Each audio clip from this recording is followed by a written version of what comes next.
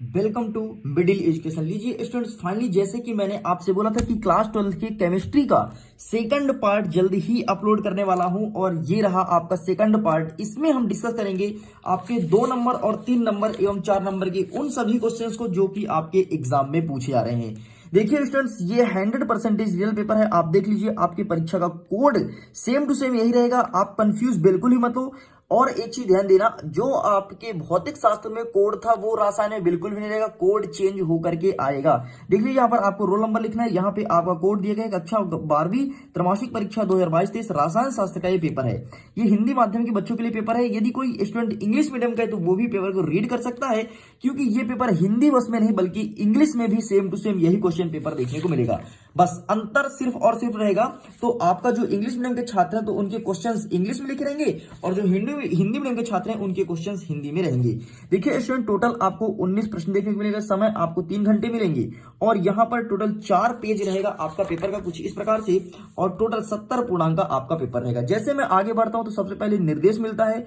अगर आपने part number first देखा है तो उसमें बहुत अच्छा इंफॉर्मेशन बताया कि निर्देश को कैसे अटेम्प्ट करना है, और मैं आपको यह भी बताया कि आपके त्रैमासिक परीक्षा की कॉपी कहां चेक होने जा रही है।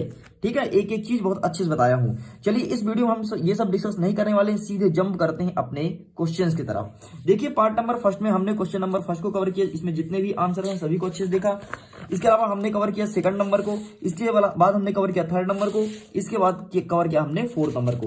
तो इस प्रकार से जितने भी वस्तुनिष्ठ प्रश्न थे हमने पार्ट नंबर फर्स्ट में कंप्लीट कर दिया था। अब देखिए स्टूडेंट्स, अब बारी है हमारा प्रश्न नंबर 6 से 2 नंबर के उन सभी क्वेश्चंस को कवर करूंगा जो आपके एग्जाम पेपर में पूछा गया है, और मैं आपको अथवा सहित आंसर करने वाला हूं, ताकि जो बच्चा जिसका आंसर लिखना चाहे जो सही लगे वो लिख करके आना, कोई दिक्कत नहीं।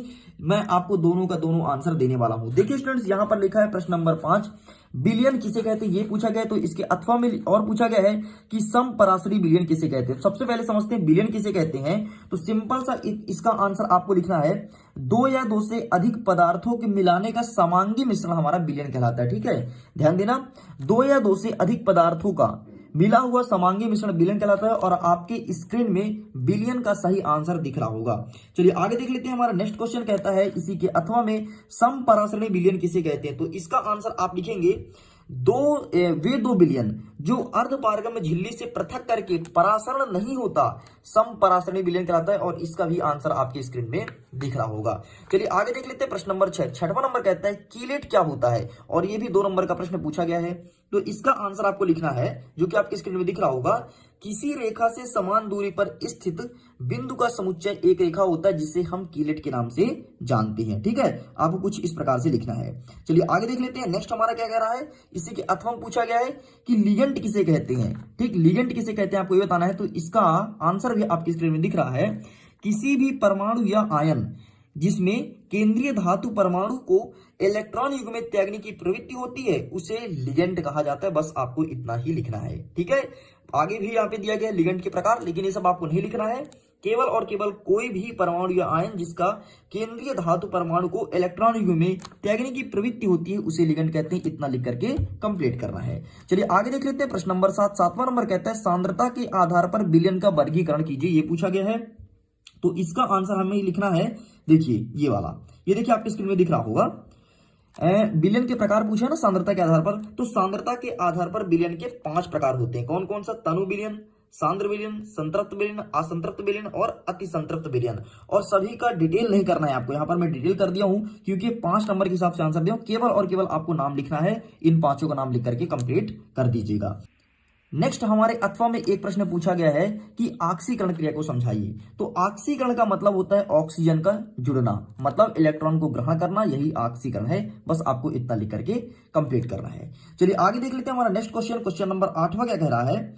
8वां नंबर पूछा है, देखो कि अपचयन क्रिया को समझाइए। ठीक है, अब देखो पहला एक चीज होता है ऑक्सीकरण, दूसरा होता है अपचयन। तो ऊपर ऑक्सीकरण पूछा था, तो ऑक्सीकरण मतलब होता है ऑक्सीजन का जुड़ना, और अपचयन मतलब होता है ऑक्सीजन का निकलना। बस इतना लिख दोगे तो ये आपका ऑक्सीकरण हो जाएगा। आगे देखते हैं, इसके अथवा में पूछा गया है कि संक्षारण किसे कहते हैं।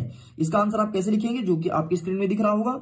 जब धातु को वायुमंडल के संपर्क में रखा जाता है तो वायुमंडल में उपस्थित गैसों तथा नमी की उपस्थिति से धीरे धीरे नष्ट होने लगता है और इस प्रक्रिया को ही संक्षारण कहते हैं। और लोहे में जंग लगना संक्षारण इसका उदाहरण होगा। ठीक है, तो क्या लिखेंगे, बस इसका आप स्क्रीनशॉट ले लो और यही आंसर लिख करके आना। चलिए आगे देख लेते हैं नेक्स्ट क्वेश्चन, हमारा क्वेश्चन नंबर 9, वैद्युत अपघट्य किसे कहते हैं, ये पूछा गया है और 2 नंबर का प्रश्न है। तो इसका आंसर आपको करना है जो कि आपकी स्क्रीन में दिख रहा होगा। सामान्यतः वैद्युत अपघट्य अम्ल, क्षारों तथा लवणों के विलयन के रूप में पाए जाते हैं, जिसके अतिरिक्त उच्च ताप एवं दाब पर कुछ गैस भी विद्युत अपघट्य जैसे गुण प्रदर्शित करते हैं। कुछ जैविक जैसे डीएनए, पॉलीपेप्टाइड्स आदि हैं और कुछ संश्लेषित बहुलक भी हैं जैसे पॉलीएस्ट्रीन। ठीक है, तो इसे हम वैद्युत अपघट्य कहते हैं। आइए देखते हैं इसके अथवा में क्या पूछा गया, विशिष्ट चालकता की परिभाषा व इकाई बताना है। तो इसका आंसर आपको सिंपल सा लिख देना है कुछ इस प्रकार से, जो कि आपके स्क्रीन में दिख रहा है। तो किसी विद्युत अपघट्य के 1 घन सेंटीमीटर विलयन की चालकता, इसे ही विशिष्ट चालकता कहा जाता है। इसे के से व्यक्त करते हैं। ठीक है, विशिष्ट चालकता को के से व्यक्त करते हैं, इस बात को ध्यान रखना। और इसका प्रतिरोध यहां पर लिखा है कि P और कोष्टक में RHO का व्युत्क्रम होता है। बस आपको इतना लिखकर कंप्लीट करना है, पूरा का पूरा फुल सॉल्यूशन यहां पर दे दिया गया है। चलिए आगे देख लेते हैं। नेक्स्ट प्रश्न हमारा क्या कहता है, 10वां नंबर कहता है कोलरास का नियम लिखिए। तो आइए देखते हैं, ये भी आपके स्क्रीन में दिख रहा है। इसका आंसर क्या लिखेंगे, किसी विद्युत अपघट्य की अनंत तनुता पर मोलर चालकता 2 मानों का योग, जिसमें एक मान धनात्मक तथा दूसरा मान ऋणात्मक होता है, इसे ही कोलरास का नियम कहते हैं। और यहाँ पर एक फॉर्मूला भी लिखा गया है, इसे भी लिख देना। ये रहा हमारा फाइनल आंसर। आगे देख लेते हैं इसके अथवा में एक और क्वेश्चन पूछा गया, सेल स्थिरांक किसे कहते हैं। तो इसका आंसर हम कैसे करेंगे, देखिए इसका आंसर हम लिखेंगे, आपके स्क्रीन में दिख रहा होगा कि किसी चालकता सेल के इलेक्ट्रोड के बीच की दूरी L तथा किसी एक इलेक्ट्रोड के अनुपस्थ क्षेत्रफल का अनुपात एक स्थिरांक होता है, जिसे सेल स्थिरांक कहा जाता है। इसे x से प्रदर्शित करते हैं। फिर आगे लिखोगे x बराबर L/A, सेल स्थिरांक का मात्रक cm के इनवर्स है। ठीक, बस इतना लिखना है। और फिर नीचे दूसरा प्रश्न दिया है, उसे आपको नहीं लिखना है। चलिए आगे देख लेते हैं। प्रश्न नंबर 11 हमारा क्या कह रहा है, 11वां नंबर कहता है गैस में द्रवों की विलेयता किन किन कारकों पर निर्भर करती है, ये पूछा गया है प्रश्न नंबर 11। तो सिंपल से यहां पर आपको लिखना है जो कि आपकी स्क्रीन में दिख रहा है, विलेय एवं विलायक की प्रकृति तथा ताप एवं दाब पर निर्भर करती है। बस इतना पूछा ना, किन किन पर निर्भर करती है, तो ताप और दाब पर निर्भर करती है। बस आपको इतना लिख देना है।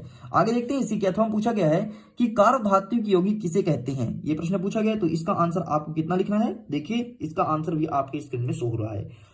उन रासायनिक वस्तुओं को जिसके एक या अधिक हाइड्रोजन मूलक धातु या उपधातु में रिजु संयोजित होते हैं, कार्बधातु यौगिक कहलाते हैं। बस इतना लिख करके कंप्लीट करना है।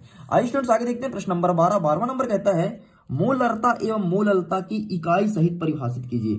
मतलब सिंपल सा आपको यहां पर मोलरता और मोललता के बारे में लिखना था, उसका डेफिनेशन लिखेंगे। तो देखो सबसे पहले आपको लिखना है मोलरता के बारे में। तो मोलरता का डेफिनेशन होगा जो कि आपकी स्क्रीन में देख पा रहे होगे, 1 लीटर विलयन में उपस्थित विलेय के मोलों की संख्या, इसे यम से प्रदर्शित करते हैं, इसे हम मोलरता कहते हैं। और नीचे इसका सूत्र भी दिया गया है। फिर इसे नीचे मोललता लिखा है, किसी विलयन की मोललता प्रति 1000 ग्राम विलायक में विलेय पदार्थ के मोलों की संख्या होती है, इसे स्मॉल m से व्यक्त करते हैं। ठीक है, और स्मॉल m का इकाई ग्राम मोल प्रति किलोग्राम विलायक होगा। बस आपको इतना लिख करके कंप्लीट करना है। आगे देख लेते हैं नेक्स्ट 12वां नंबर कहता है अणुसंख्यक गुणधर्म को उदाहरण सहित समझाइए। तो आपको सिंपल सा यहाँ पर दिख रहा है, यही आंसर लिखना है, लेकिन यहाँ पर एग्जाम्पल नहीं दिया है। ठीक है, देखो इसमें लिखना है विलयनों में कुछ विलेय द्वारा प्रदर्शित असामान्य अणुसंख्यक गुणधर्म साझा सकेंगे। ठीक है, समझा सकेंगे। ठीक, और आगे लिखना है, देख लो इस एकक में हम मुख्यतः, बाकी आप देख लो यार, स्क्रीनशॉट इसको ले लेना। तो आपको इस प्रकार से आंसर लिखने हैं। आगे देख लेते हैं प्रश्न नंबर 13वां नंबर कहता है यदि 6 ग्राम यूरिया को 72 ग्राम जल में विलेय किया जाता है तो यूरिया का मोल प्रभाव ज्ञात कीजिए। ये 3 नंबर का प्रश्न है। और इसके अथवा में एक और प्रश्न पूछा गया है, आप देख पा रहे होंगे, ये देखिए, ये भी एक सवाल दिया गया है, यदि 22 ग्राम बेंजीन में 122 ग्राम कार्बन टेट्राफ्लोराइड घुली हो तो बेंजीन एवं कार्बन टेट्राक्लोराइड के द्रव्यमान प्रतिशत की गणना कीजिए। इसके अलावा स्टूडेंट्स अगर आपको इस क्वेश्चन पेपर का पीडीएफ डाउनलोड करना है विद सॉल्यूशन, तो वीडियो के डिस्क्रिप्शन बॉक्स में लिंक दिया है, जाइए जाकर के डाउनलोड कर लीजिए। और आगे हमारा अब नेक्स्ट क्वेश्चन कहता है क्वेश्चन नंबर 14 नंबर पूछा परासरण एवं परासरण को परिभाषित कीजिए। ठीक है, परासरण दाब एवं परासरण को परिभाषित कीजिए, पूछा गया है।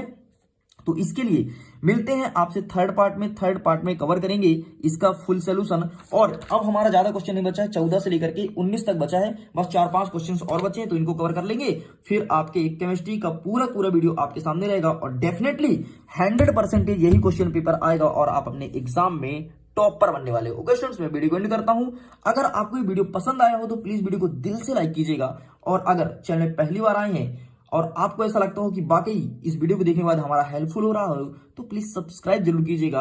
और सब्सक्राइब करने के बाद एक बगल में घंटी होगा छोटा सा, उस घंटी जरूर दबा देना ताकि जैसे मैं वीडियो अपलोड करूं तो उसका नोटिफिकेशन सबसे पहले आपके पास तक पहुंचे। ओके, मैं वीडियो को एंड करता हूं। आपके एग्जाम के लिए ऑल द बेस्ट।